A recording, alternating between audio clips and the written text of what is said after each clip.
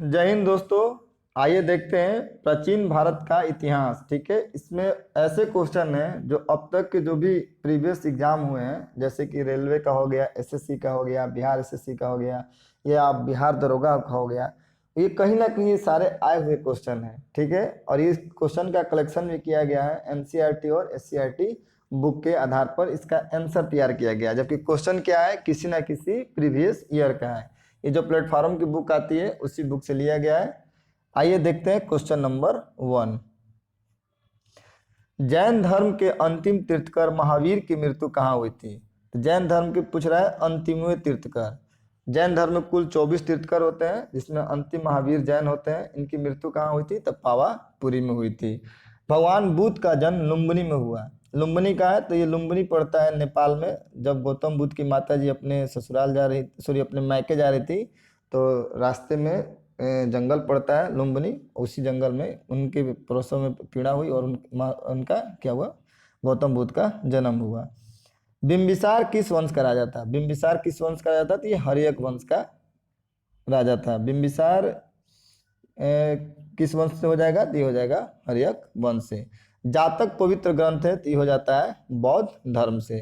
भगवान बुद्ध ने अपने पहले धर्मोपदेश दिए थे, पहला कहाँ दिए थे? सारनाथ में। और सर्वाधिक सबसे अधिक कहाँ दिए थे? तो श्रावस्ती में। पहला पूछे तो सारनाथ में, और अधिक कहाँ दिए थे? श्रावस्ती में। आगे देखते हैं, इस क्वेश्चन में दिया हुआ है सुमेलित कीजिए। पता है कि मनुष्य के जीवन में 4 आश्रम को बताया गया है। पहला होता है ब्रह्मचर्य।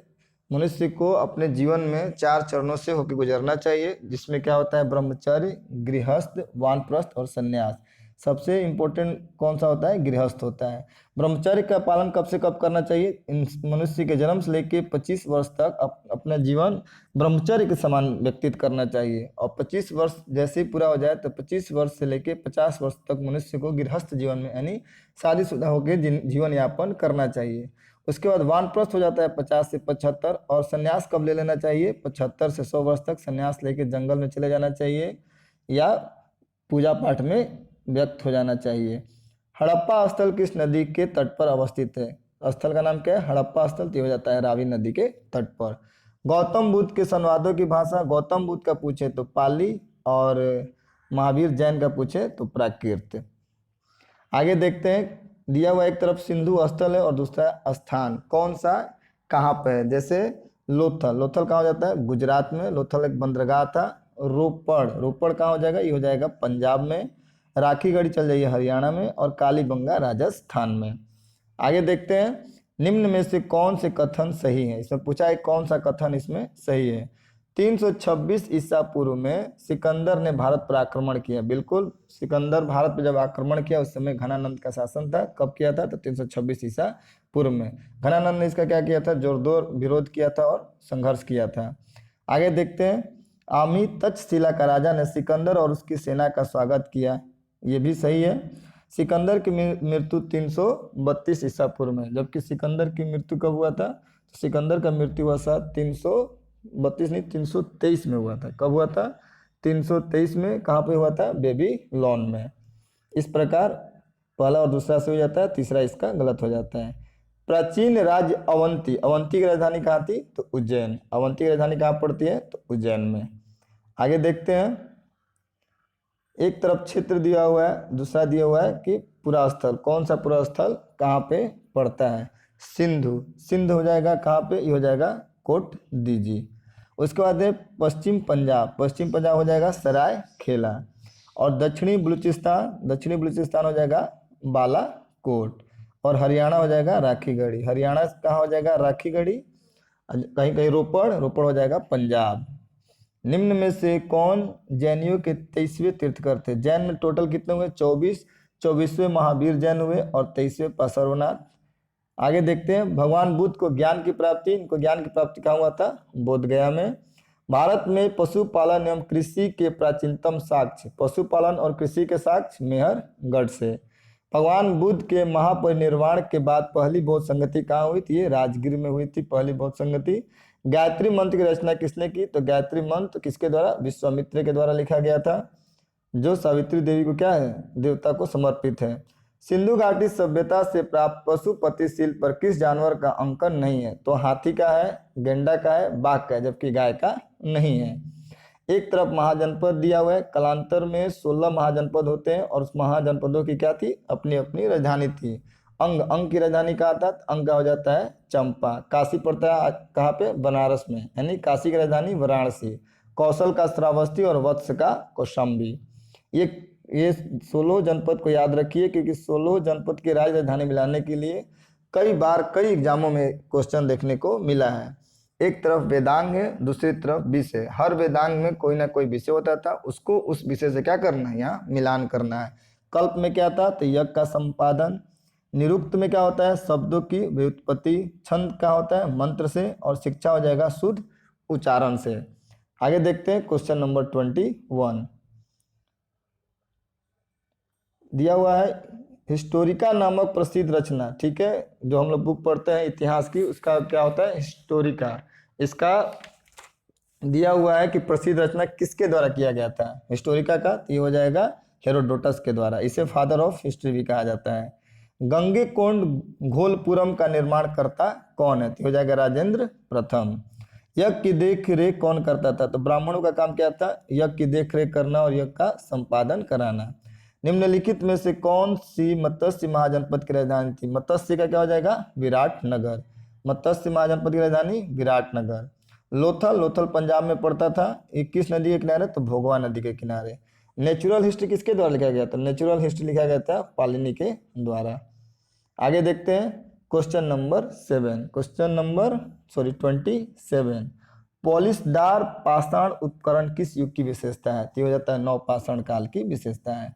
अवंती की राजधानी हो जाता है उज्जैन। सिंधु सभ्यता का प्राचीनतम बंदरगाह? तो लोथल, जो कहाँ पड़ता है? गुजरात में। ये क्या था? बंदरगाह था। चंपा की महाजनपद थी, इसकी राजधानी चंपा का हो जाता है अंग। 16 महाजनपद की राजधानी याद रखिए, क्योंकि किसी न किसी एग्जाम में कोई ना कोई महाजनपद की राजधानी देखने को मिल ही जाती है। किस हड़प्पा स्थल से जूते हुए खेत का प्रमाण? प्राचीन भारत के इतिहास में अगर हम पढ़ेंगे तो उसमें देखेंगे कि कौन सा साक्ष्य किस जगह से मिला है। इस पे भी एक क्वेश्चन हमेशा देखने को मिलता है। जैसे कि जूते हुए खेत का निशान कालीबंगा से। प्रथम भारतीय पुरापाषाण कलाकृति कहाँ से प्राप्त हुई? तो पोलवरम से। कहाँ से प्राप्त हो रही है? पोलावरम से। नवपाषाण कालीन गड्ढे आवासों के अवशेष कहाँ से प्राप्त पाए गए हैं? तो हो जाएगा जम्मू कश्मीर से। आगे देखते हैं कौन सा महाजनपद 6ठी एवं 4ठी शताब्दी ईसा पूर्व के मध्य सबसे शक्तिशाली महाजनपद बन गया? सबसे शक्तिशाली महाजनपद 16 में कौन था? मगध था। प्राचीन भारत में जंगलवासी किस नाम से जाने जाते थे? इनको निषाद कहा जाता था। हस्तिनापुर का उत्खनन कब से कब? 1950 से 52 के मध्य में।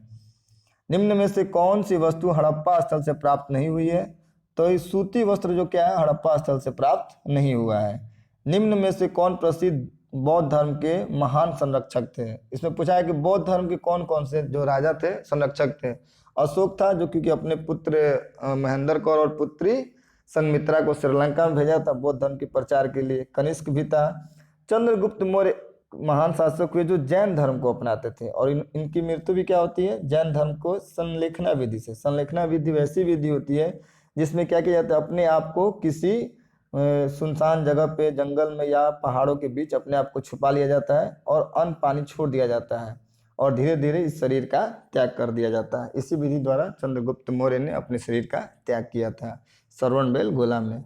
बुद्ध चरित, ठीक है, बुद्ध चरित के लेखक हो जाता है अश्वघोष। निम्न में कौन सा सिंधु स्थल पंजाब में है? तो हड़प्पा, रहमान ढेरी, सराय खोला, जलीलपुर, ये सब कहाँ है? तो पंजाब में है।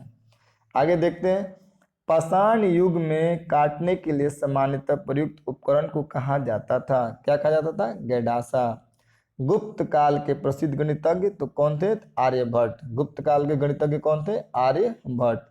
यूनानी राजदूत मेगास्थनी कहाँ का था? यूनान का था। किसके दरबार में भारत आया था? ये चंद्रगुप्त मौर्य के दरबार में। निम्नांकित में से बौद्ध धर्म किसकी हिमायत करता है? तो मध्यम मार्ग का। बौद्ध धर्म कहता है कि ऐसे भी धर्म को नापना है जिसमें बहुत ज़्यादा रिगिड हो यानी कठोर हो, ऐसा कोई भी नियम कानून ना पालन करे जो बहुत कठोर हो, जिसको आसानी से पालन नहीं किया जा सकता है, या इतना भी लचीला ना हो कि उसमें बहुत जल्दी कुरीतियाँ आ जाए। जैसे कि उन्होंने बहुत गौतम बुद्ध हमेशा एक एग्जाम्पल देते थे कि सितार के तार को अगर बहुत अधिक कस दिया जाएगा तो क्या हो जाएगा, वो टूट जाएगा, या बहुत ढीला उसको छोड़ दिया जाता है तो उससे मधुर संगीत नहीं आ सकता है। इसलिए उसको क्या करना चाहिए, मध्यम मार्ग को अपनाना चाहिए। जीवन में भी ऐसे ही करना चाहिए, धर्म भी ऐसा होना चाहिए जिसको मनुष्य आसानी से क्या करे, अपना सके। आगे देखते हैं, हर्षवर्धन के शासन काल में सत्ता का केंद्र स्थान कौन सा था, तो कन्नौज था। प्राचीन काल में कलिंग का महान शासक निम्नलिखित में से कौन था, कलिंग का कहा जाएगा खारवेल। प्राचीन नगर तक्षशिला निम्नलिखित में से किसके बीच स्थित थी, किसकी बात हो रही है, तक्षशिला, एक तरफ सिंधु तो दूसरी तरफ झेलम नदी। निम्नलिखित 4 वेदों में से किस एक में जादुई माया और वशीकरण माने किसी को बस में करने का वर्णन मिलता है, तो हो जाएगा अथर्ववेद में। जादू टोना मंत्र वशीकरण सब कहाँ मिलेगा, इस सब के सब अथर्ववेद में। यूनानी स्रोतों में अग्रमीज, देखते हैं क्वेश्चन नंबर कितना है, ये क्वेश्चन नंबर 49 में दिया हुआ है। यूनानी स्रोतों, ठीक है, यूनानी स्रोतों में अग्रमीज एवं जैंडमृज मगध के किस शासक को कहा जाता है, तो ये घनानंद को कहा जाता था, अग्रमीज और जैंडमृज। आर्यभट्ट एक महान थे, तो आर्यभट्ट क्या था, एक खगोल शास्त्री एवं गणितज्ञ था। प्रशासन के क्षेत्र में चोल राजवंश का मुख्य योगदान क्या है, तो एक संगठित स्थानीय शासन व्यवस्था। ठीक है, चोलों की स्थानीय शासन व्यवस्था काफ़ी पॉपुलर और प्रसिद्ध थी, जिसका पालन आज भी देखने को मिल सकता है। और दूसरा, इनकी नेवी शक्ति काफ़ी क्या थी, मजबूत थी। एलिफेंटा में चट्टान काटकर बनाए गए प्रसिद्ध मंदिर हो जाता है राष्ट्रकूटों के द्वारा। कौटिल्य के अर्थशास्त्र के अनुसार निम्नलिखित में से कौन से राज्यों के करों की वसूली के लिए जिम्मेदार था, तो समहर्ता क्या करते थे, राज्यों से टैक्स कलेक्शन करते थे। ये पेज थोड़ा ब्लर हो गया है, अगले पेज से देखिए, क्वेश्चन ठीक से दिख रहा है। देखते हैं क्वेश्चन नंबर 54, निम्न में से कौन से ग्रंथ वैदिक साहित्य का हिस्सा नहीं है, तो वेदांग क्या था, वेदों का हिस्सा नहीं है। अशोक के प्रस्तव अभिलेख के प्रतीक थे प्रशासन, क्या था, प्रशासन। सिंधु घाटी की सभ्यता की अधिकतर मोहरें निर्मित हैं किसमें, तो सेल खड़ी से, क्या हो जाएगा, सेल खड़ी से। सूती वस्त्र के साक्ष्य प्राप्त हुए हैं, सूती वस्त्र के साक्ष्य कहाँ से, तो मोहनजोदड़ो में। सियादवाद सिद्धांत का संबंध किस धर्म से है, नाम क्या है, सियादवाद सिद्धांत, कहाँ से हो जाएगा, तो जैन धर्म से। आगे देखते हैं, आयुर्वेद के महान विद्वान चरक किस राजवंश के शासन काल से संबंधित हैं, चरक का संबंध आता है कुषाण वंश से। निम्नलिखित में से किस नदी के तट पर हाइड्रोस्पीज का युद्ध लड़ा गया, तो ये झेलम नदी के तट पर लड़ा गया था। चंद्रगुप्त मौर्य चंद्रगिरी पर्वत श्रवण बेलगोला किस जैन संत के साथ गया था, ये गया था भद्रबाहु के द्वारा। इन्हीं के कहने पर इसने क्या किया था, जैन धर्म को अपनाया था। महात्मा बुद्ध द्वारा अपना प्रथम प्रवचन, जिसे धर्म चक्र प्रवर्तन कहा जाता है, कहाँ दिया था, तो गौतम बुद्ध सब पहला प्रवचन यानी अपनी शिक्षा का प्रचार यानी कहाँ दिया, सारनाथ में, और सबसे अधिक श्रावस्ती में। भारत में रोमन व्यापारियों की बस्ती के अवशेष किस स्थल से मिले हैं, किसके, रोमन व्यापारियों के, कहाँ से मिला है, अरिका मेडू से। हड़प्पा के निवासी के साथ व्यापारिक संबंध रखते थे, हड़प्पा के लोग मेसोपोटामिया से क्या करते थे, व्यापारिक संबंध रखते थे।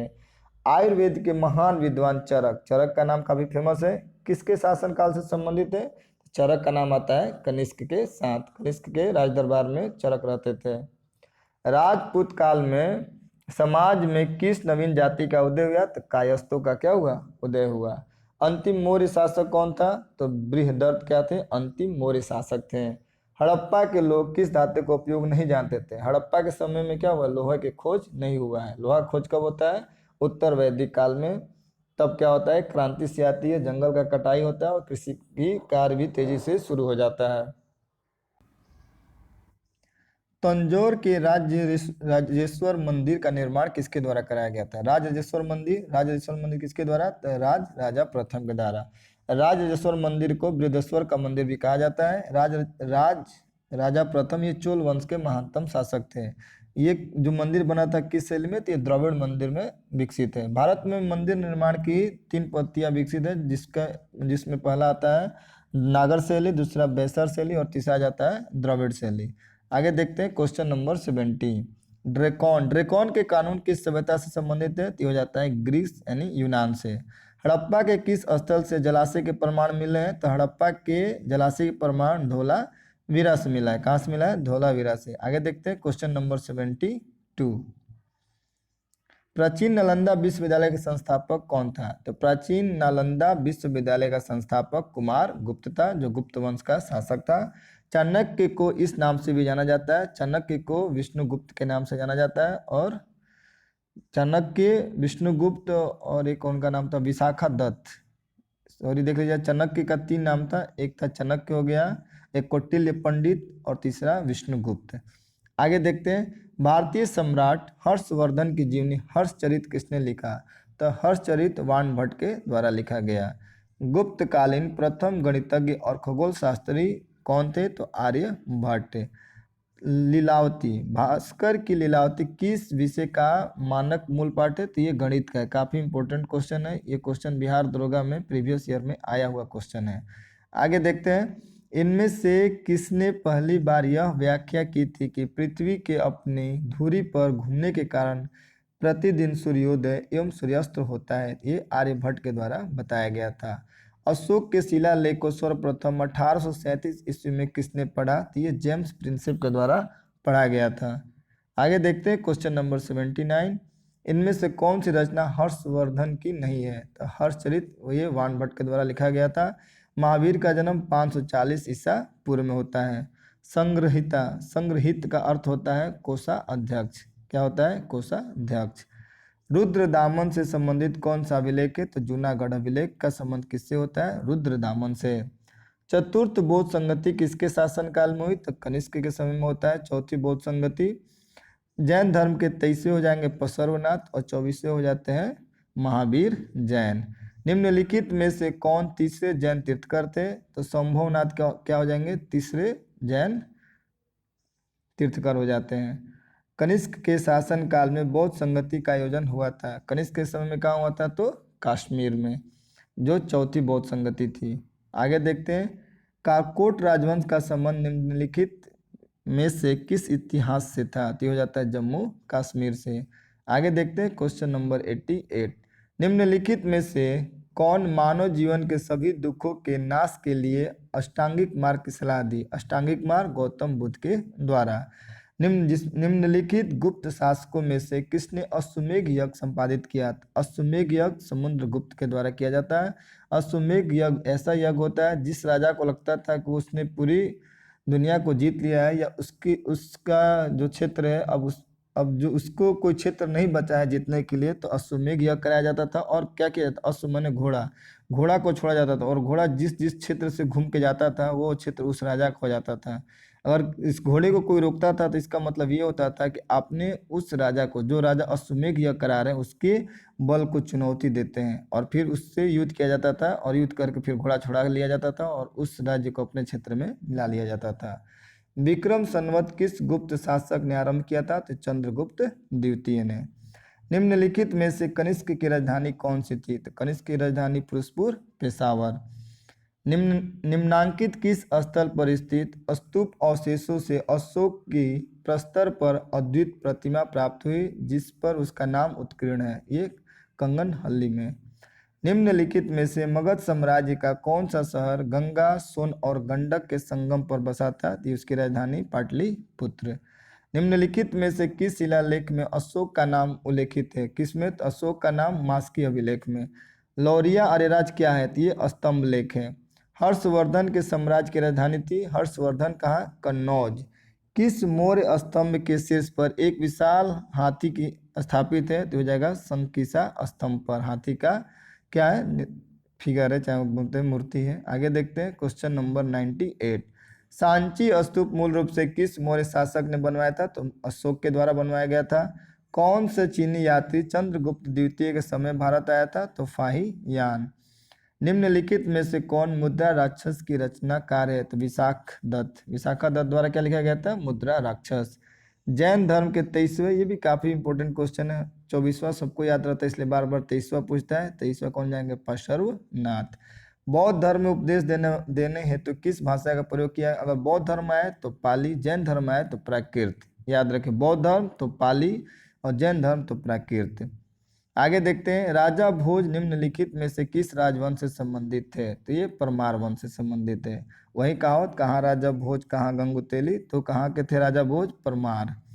स्वर्ण भूमि का वह राजा कौन था जिसने नालंदा में एक बौद्ध विहार की स्थापना की तथा उसके रख रखाव हेतु अपने दूत द्वारा देवपाल से 5 गांव दान देने के लिए प्रार्थना की? ये हो जाएगा बालपुत्र देव। मणि मैखले किस भाषा का महाकाव्य है? मणि मैखले हो जाता है तमिल भाषा का। प्रसिद्ध लिंगराज मंदिर किस राज्य में अवस्थित है? ये उड़ीसा में, उड़ीसा के भुवनेश्वर में है लिंगराज मंदिर। गंधार कला शैली, गंधार होता है भारतीय और ग्रीक कला का मिश्रण को क्या कहा जाता है? गंधार शैली कहा जाता है। इस प्रकार टोटल 107 ऑब्जेक्टिव क्वेश्चन है। ये किसी ना किसी एग्जाम में आया हुआ है।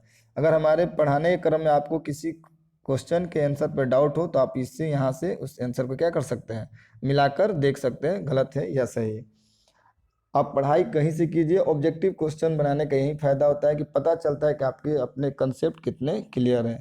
तो इस बुक का बहुत जल्द मिलते हैं अगला सेशन ऑब्जेक्टिव के साथ। अगर आपको यह हमारा प्रयास अच्छा लगता है तो आप हमारे चैनल को सब्सक्राइब करें और हमारे वीडियो को लाइक करें। देखने के लिए आपका बहुत बहुत धन्यवाद।